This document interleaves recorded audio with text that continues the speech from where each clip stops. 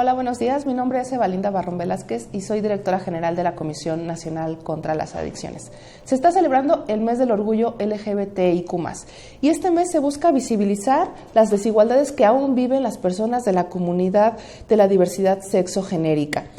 En búsqueda de igualdad y respeto a los derechos humanos de todas y todas las personas, es importante que sepamos que si bien es protagónico y deben de ser protagonistas las personas de la comunidad LGBT y más, las personas que somos cisgénero, heterosexuales, podemos ser aliados y aliadas. Pero ¿cómo serlo? ¿Cómo hacerlo adecuadamente? Primero, informándonos. Tenemos que tener información del derecho de los derechos a los que todavía no tienen acceso las personas de la comunidad LGBTIQ+.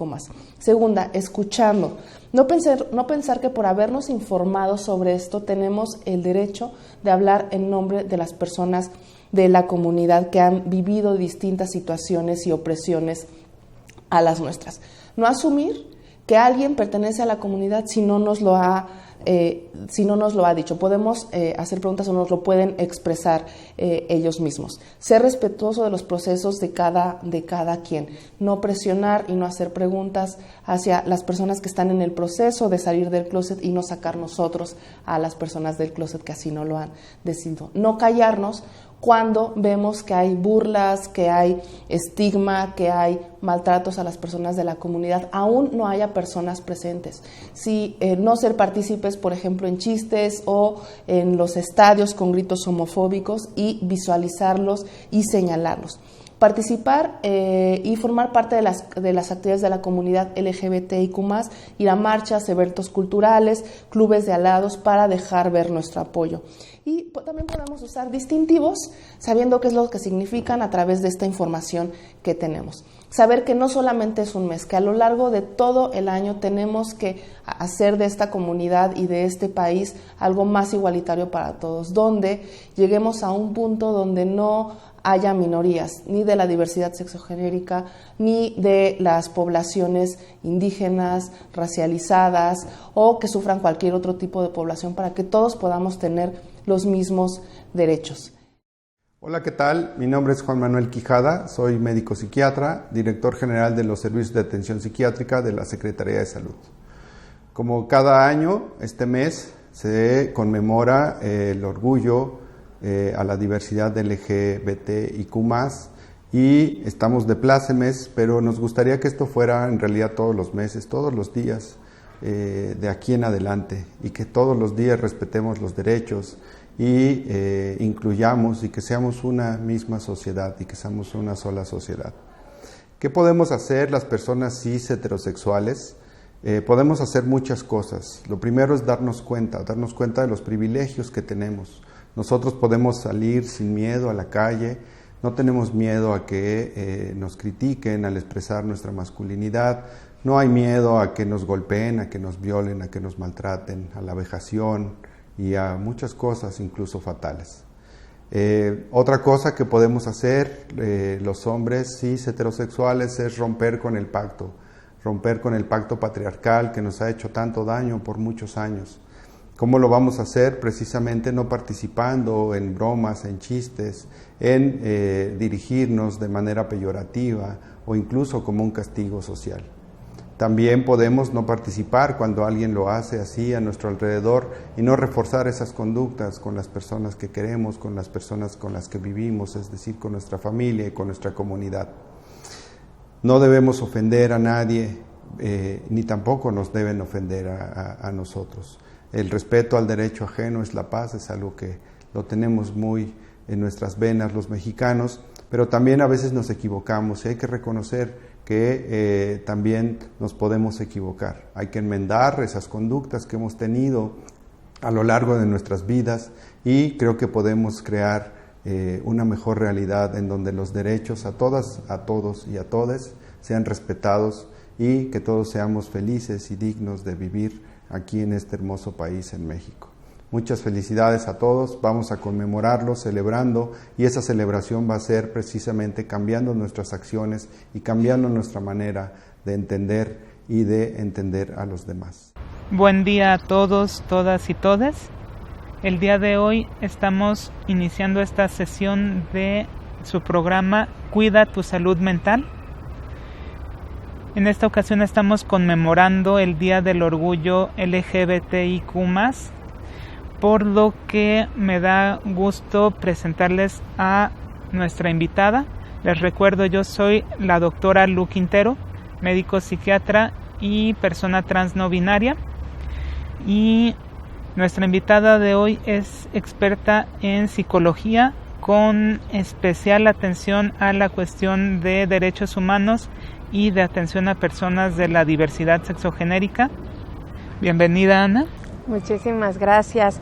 Bueno, pues gracias por la invitación. Mi nombre es Ana Claudia Neria Ortega y bueno, pues yo he trabajado desde el área de la psicología y desde el área del activismo social también para atender a la población LGBTIQANB y actualmente me encuentro laborando como servidora pública en una unidad de atención a la violencia sexual y de género, donde también atendemos personas de la diversidad sexual. Cuando oímos hablar de personas LGBT, LGBTIQ y demás, muchas veces pensamos en hombres homosexuales. Es como lo que más tiene visibilidad, hombres gays. Pero ¿qué hay más allá de los hombres dentro de la diversidad sexogenérica?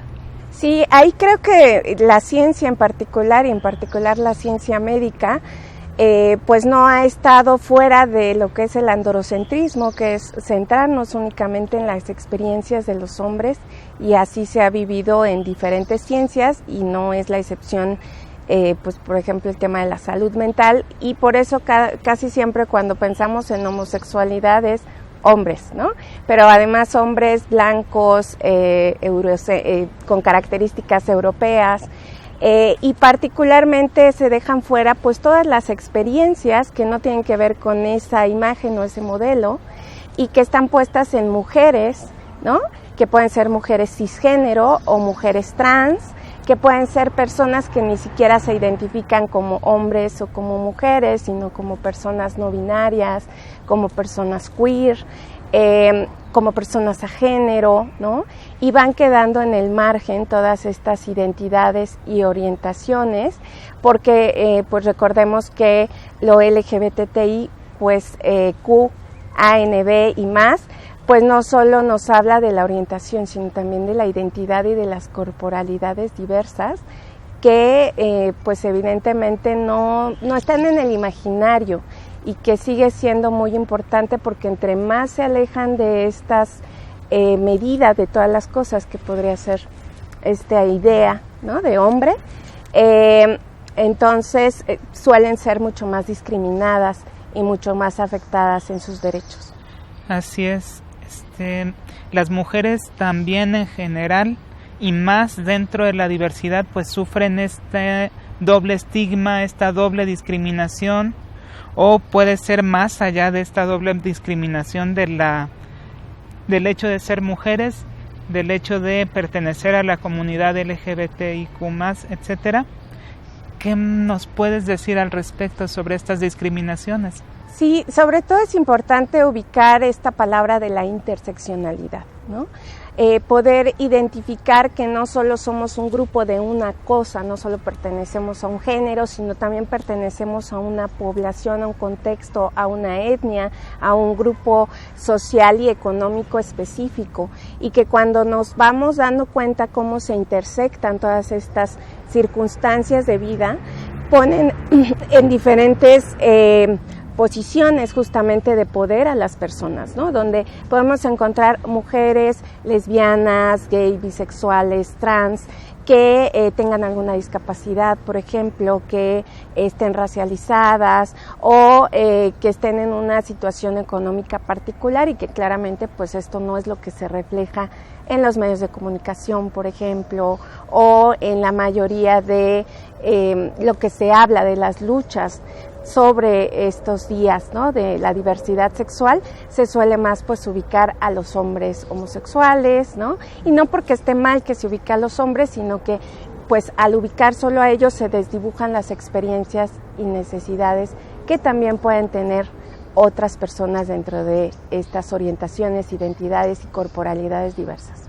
Sí, hablando de estas necesidades también, ya desde hace algunos años, digamos, las orientaciones sexuales fuera de lo heterosexual ya se ha quitado desde hace algunas décadas de los manuales diagnósticos. A la transexualidad desde el 2018 se le está quitando de las patologías mentales. ¿Por qué es importante hablar de salud mental en personas LGBTIQ+? Bueno, porque justamente, aunque desde 1973 ya no estaba la homosexualidad dentro de los manuales diagnósticos específicamente de salud mental, como es el DSM, se siguen considerando enfermedades y de hecho las personas siguen reportando que por su orientación sexual, por su identidad de género o por su corporalidad diversa, le siguen mandando tratamientos. Tan es así, bueno, pues en México ya se han ido prohibiendo las ECOSIGs, que justamente son estas acciones que se generan en contra de la orientación sexual, que tratan de corregir, ¿no?, esta orientación sexual, y que mucha gente, aunque ya se haya quitado de este espacio, no se ha despatologizado del todo la idea de la homosexualidad, de la lesbiandad, de la bisexualidad, de orientaciones diversas y mucho menos pues de la identidad de género distinta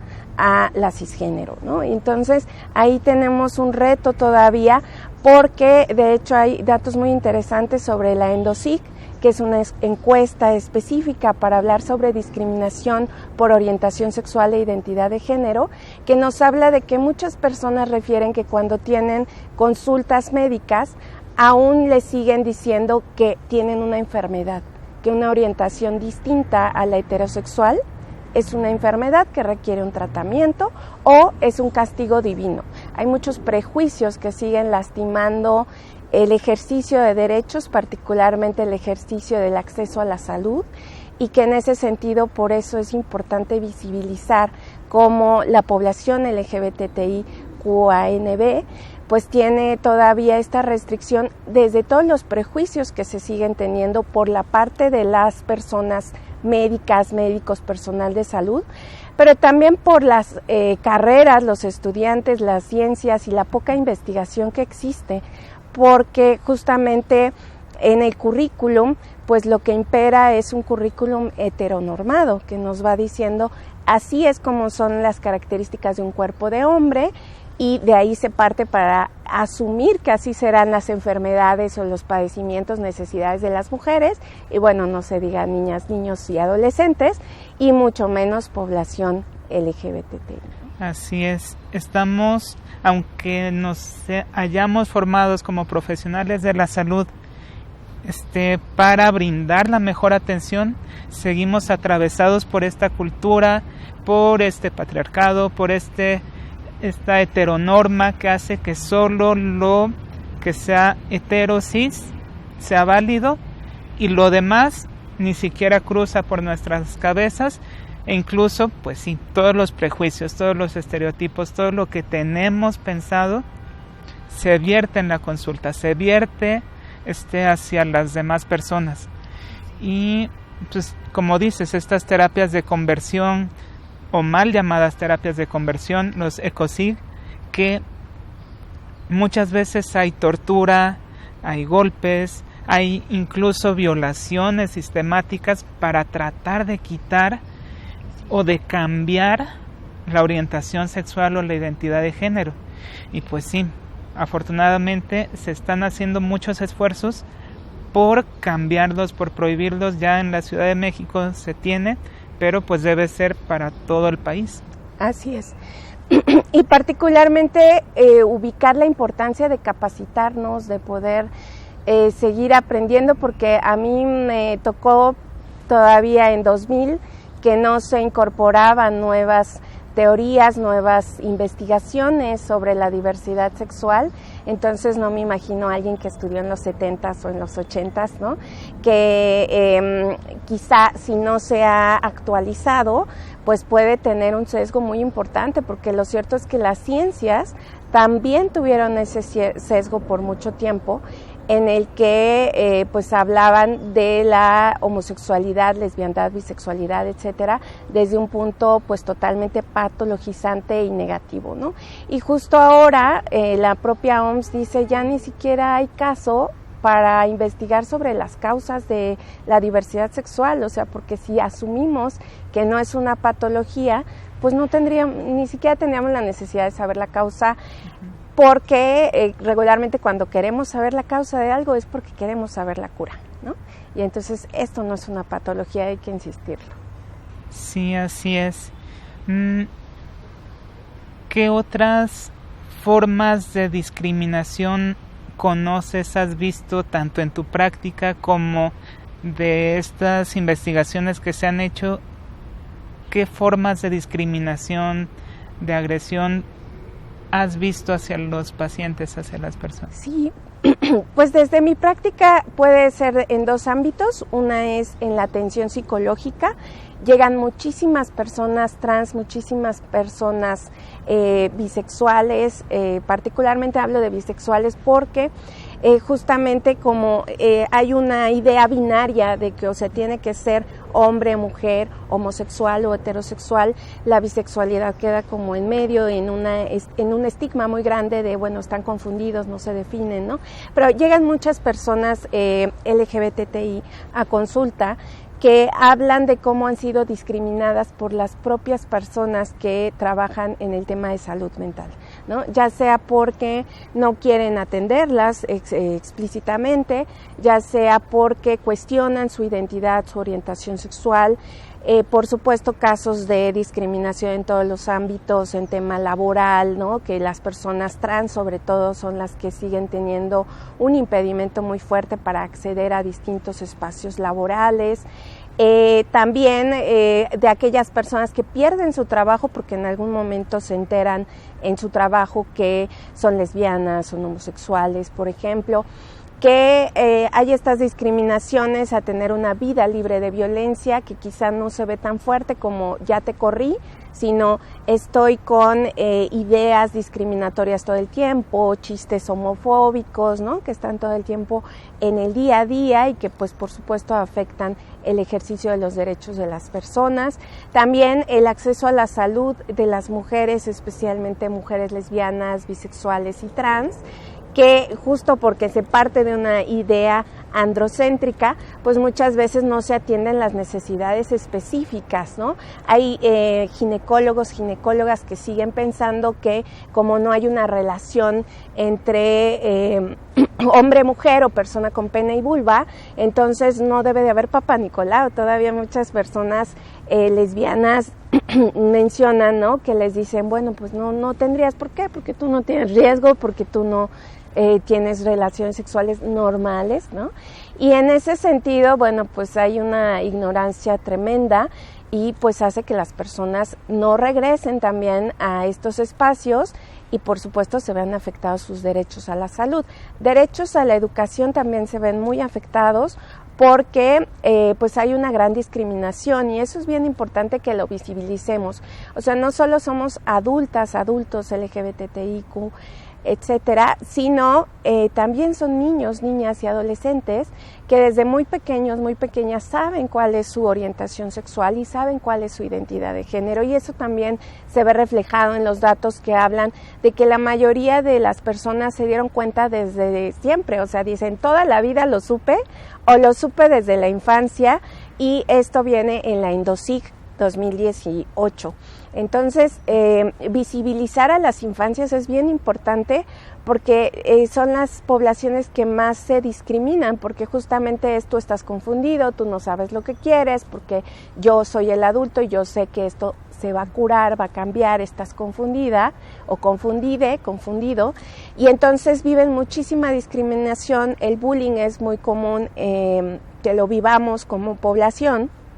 y que finalmente esto genere que las personas dejen los espacios escolares y no puedan acceder a esos derechos. Sí, y también esta invisibilización a las personas, a las infancias LGBT, se está viendo ahorita con las películas, no puedes ver esta película porque hay un beso entre dos mujeres, cosa que no es que no existan o que se vayan a convertir, a volver homosexuales, lesbianas, bisexuales, transexuales por ver este tipo de cosas.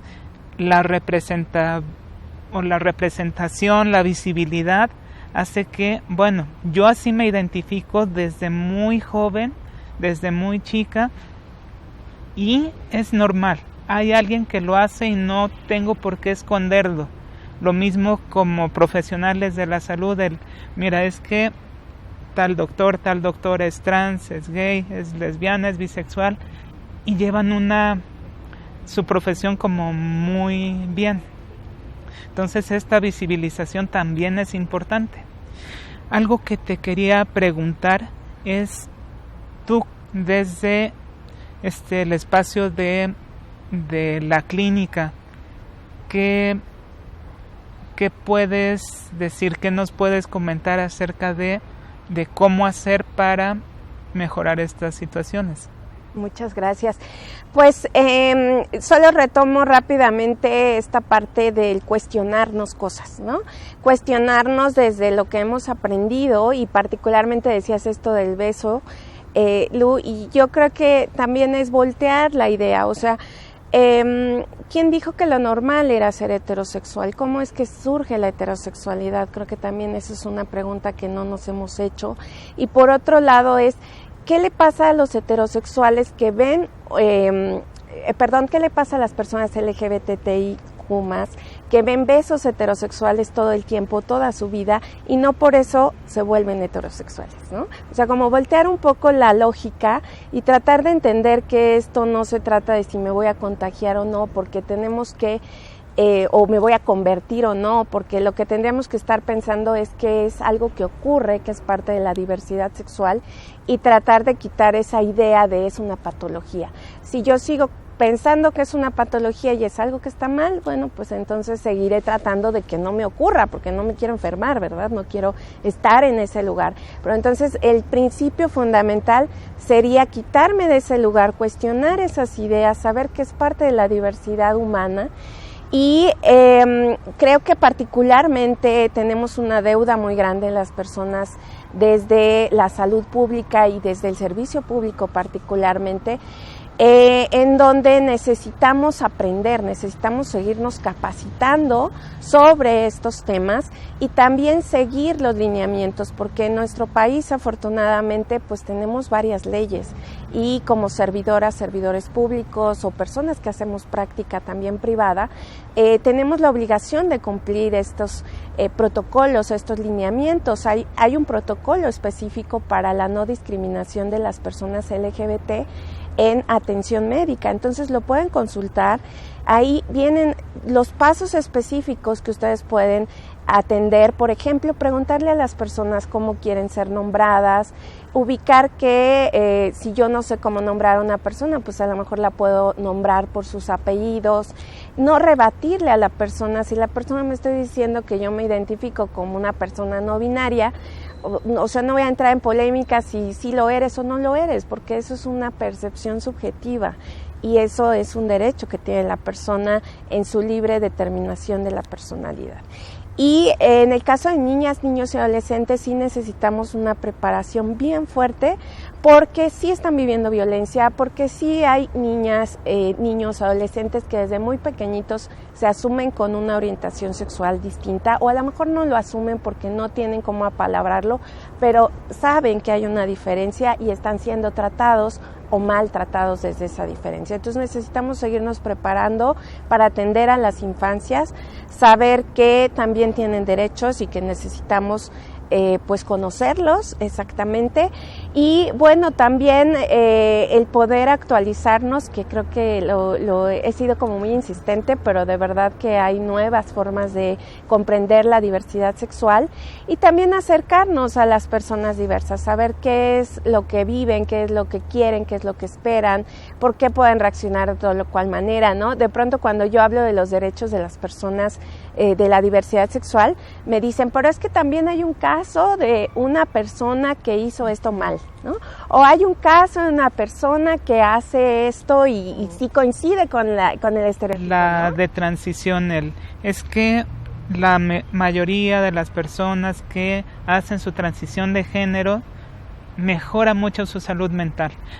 Pero leí en el periódico de esta persona que está diciendo, que está hablando, que está comentando que fue lo peor que pudo hacer. Entonces, su testimonio ya afecta a toda la mayoría, que mejora mucho. Claro, y que ahí será muy importante saber que todas las personas tenemos derechos, pero también todas las personas pues somos sujetas a cometer errores, delitos incluso, ¿no? Entonces, que no se están buscando privilegios especiales, sino se está buscando un trato desde los derechos, y no estamos diciendo que las personas LGBTIQANB seamos perfectas, ¿no? Sino estamos diciendo somos parte de la humanidad, de la diversidad, y merecemos ser tratadas con respeto y con derecho, con estos derechos que tenemos, ¿no? Entonces, pues esos puntos principalmente, yo creo que es bien importante acercarnos a las experiencias de vida para poder entender, y a la investigación con perspectiva de género, y que tenga enfoque en derechos, ¿no? Porque sigue habiendo mucha investigación que no tiene estas dos cosas, y necesitamos de estas perspectivas para seguir aprendiendo. Yo agregaría también nada más que sí necesitamos mayor información, mayor conocimiento, estar más enterados, informados y demás, pero donde se debe hacer primero y principalmente el cambio es en las actitudes. Si yo tengo esta actitud de querer conocer, querer respetar, querer buscar, una búsqueda en internet, rápidamente encuentro cómo actuar, cómo es lo mejor. Pero si no hacemos un cambio de actitud, voy a tratar de justificar constantemente por qué lo que estás haciendo o quién eres está mal. Entonces, lo primero es un cambio de actitud desde mi punto de vista, para que todas las demás acciones que nos acabas de mencionar puedan dar frutos. Claro que sí. Muchísimas gracias. Gracias a ti, agradecemos muchísimo tu participación y nos enriquece bastante. Y recordar otra vez, estamos cerrando el mes del orgullo, pero los derechos, la búsqueda de los derechos y del que se cumplan, que se lleven a cabo estos derechos, no debe ser solo de este mes, debe ser de todo el tiempo, de todos los meses y en todos los lugares y con todas las personas. Entonces, agradezco mucho su atención, agradezco mucho tu participación, Ana. Y pues nos vemos en la siguiente emisión de este programa. Muchísimas gracias, hasta luego. María tiene 10 años y está contenta por haber regresado a la escuela, porque no solo es para el aprendizaje. La escuela fortalece la amistad y el compañerismo, te identifica e integra con sus valores. Si sientes tristeza o enojo, habla con una maestra, maestro u orientador de tu confianza. Para María y para ti, la escuela puede ser una gran aliada. Si quieres saber más o necesitas apoyo, llama a la línea de la vida, 800-911-2000, con Gobierno de México.